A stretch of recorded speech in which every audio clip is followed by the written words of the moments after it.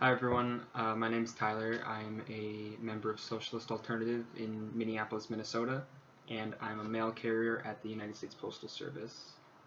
I want to give everyone an overview of what's happening in the Minneapolis Rebellion over the death of George Floyd at the hands of the Minneapolis Police Department. I want to make this as brief as possible so you guys can get into discussion quickly, but there's a lot to cover, and I want to give everyone a full picture of what it's like on the ground in Minneapolis.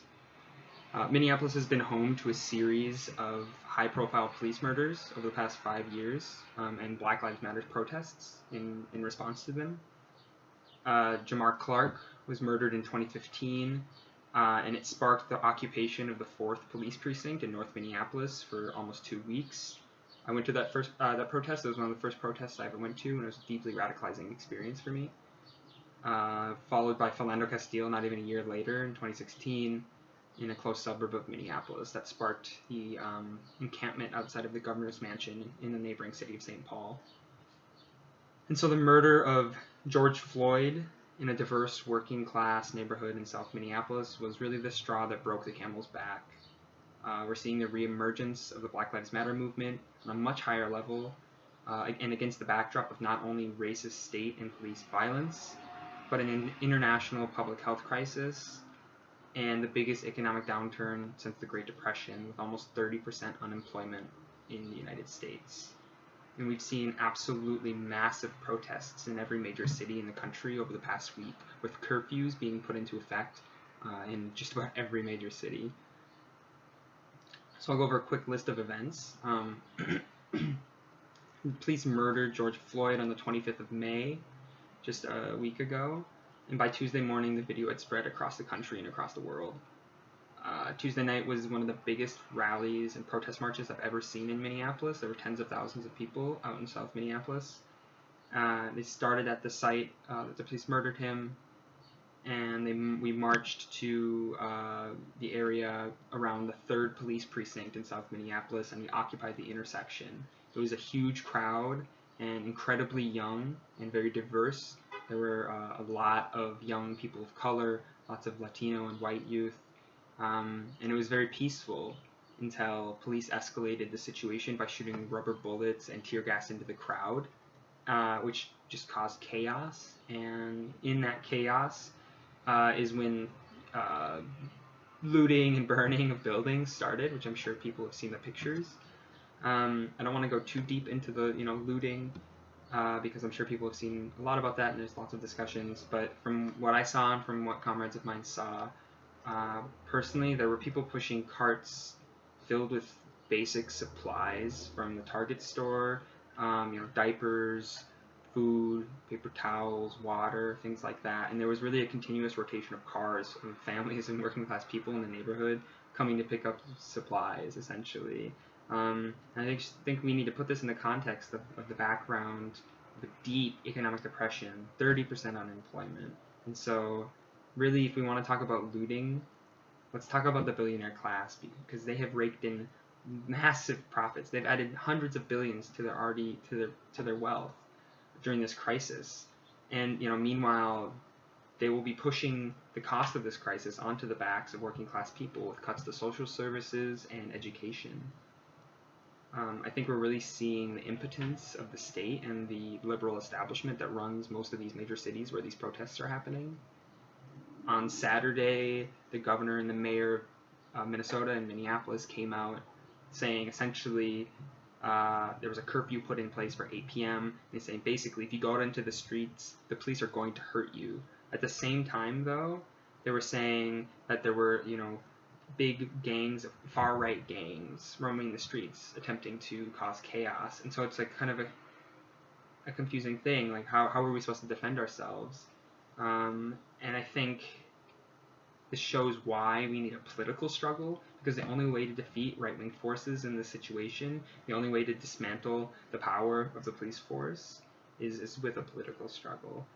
And I want to point out that public support is still very high for these protests, but that could change if there aren't solid demands to organize around and to fight for, because at this point it's still largely just spontaneous. People are showing up to the location of the murder, people are showing up to the state capitol, various locations. There's several protests with thousands of people at each of these sites scattered around the city.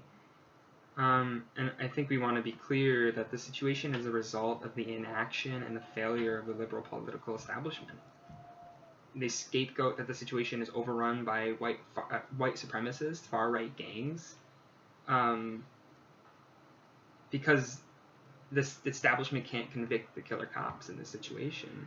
And Minnesota Governor Tim Walz, there's a quote from him where he said, "When bringing in the National Guard, we are bringing the full force of goodness and righteousness to restore order on our streets tonight. Please be safe, please help our communities, and please stay home." Which is just bizarre. To be clear, there are definitely situations where white supremacists have come in to sow chaos and violence, but it's not any organized force by any means. And the political establishment is using that to crack down on and attempt to split the overall movement. And I think we should be absolutely clear, they had the power to throw all 4 killer cops in prison days ago, and they have done nothing.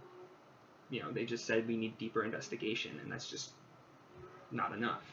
Like, did we watch the same video? Because from what I saw, it was very clear that those officers murdered that man, and there was one complicit in the act. So I think what's needed, one of the main chants that's come down is after massive protests, they arrested the cop who had his knee on George Floyd's neck. But there's still 3 cops that were there, that were part of the situation. And so a big chant that has broken out at the protests is 1 down, 3 to go. And I think it shows that the movement is willing to keep going until all 3 cops are charged, convicted, and thrown in prison. But I think we need to go beyond that. We need a community-led committee that has hiring and firing powers of the police and the power to subpoena and force police to show up in court for police brutality charges. And I think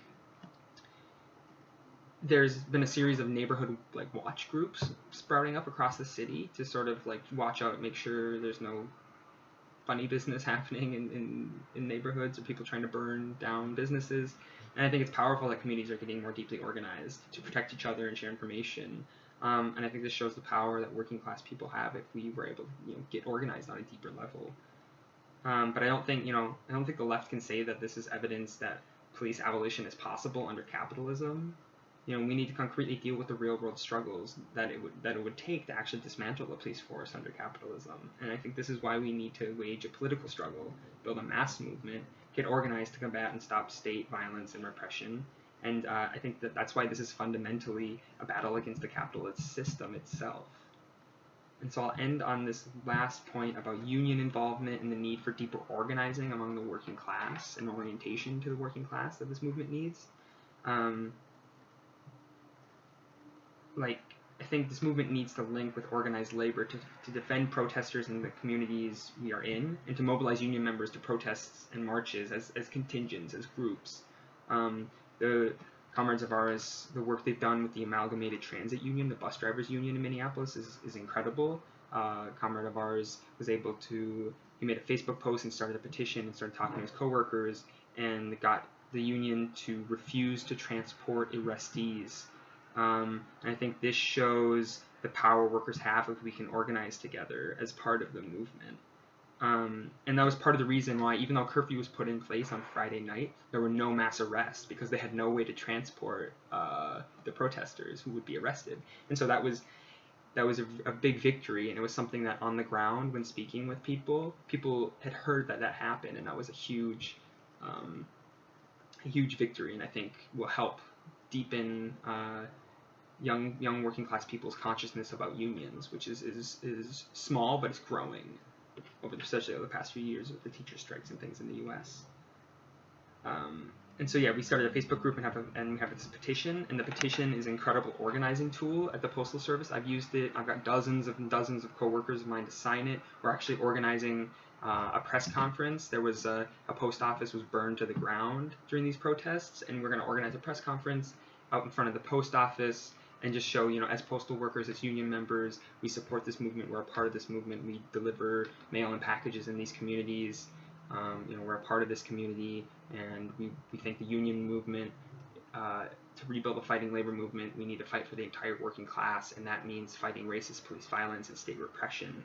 And I think this could help catalyze and push the labor movement to more deeply orient to social movements and things going forward. And basically, that's